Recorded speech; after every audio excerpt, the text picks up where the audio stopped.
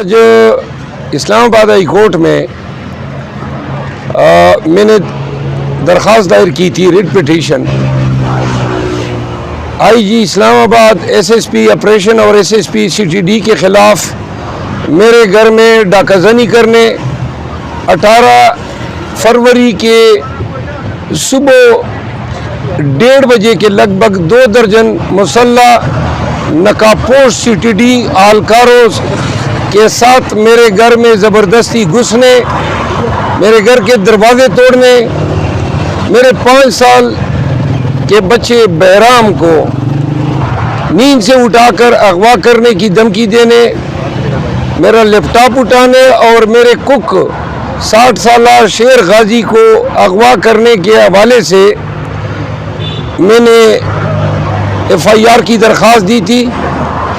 Police نے اپنے افسران کے خلاف پرچہ درج نہیں کیا، اس پر میں ہائی کورٹ آیا۔ آج ہائی کورٹ نے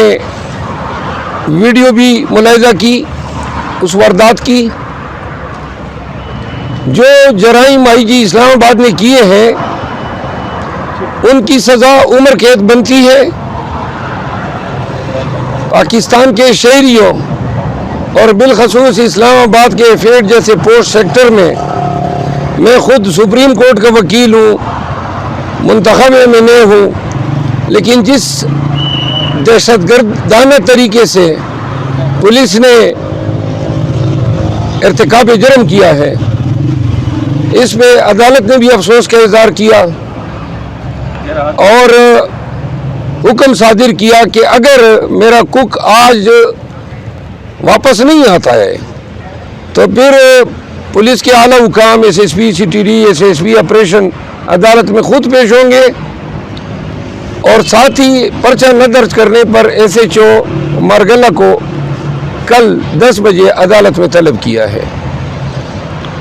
ایسے واقعات کی روک تھام ضروری ہے۔ اسلام آباد کی پولیس جرائم پیشہ بن چکی ہے اور وردی میں ملبوس ہو کے ڈاکہ زنی کی کئی وارداتیں یہ پہلے بھی کر چکے ہیں، یہی آئی جی کر چکا ہے، اور ان کی جرأت اب اتنی ہوئی کہ میرے گھر میں گھس کے انہوں نے لیپ ٹاپ بھی چوری کیا۔ میں کل پہلی دفعہ گھر گیا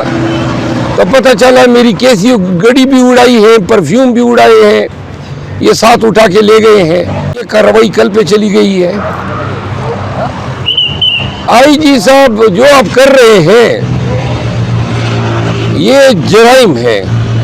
آپ کے ماتحت ایس ایس پی آپریشن اور S S P C T D کو بھگتنا ہوگا۔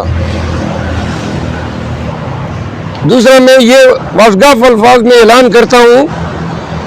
کہ اگر میری ذات کو کچھ ہوا یا میں اسلام آباد سے اغوا ہوا تو اس کی ذمہ داری آئی جی اسلام آباد پر ہوگی،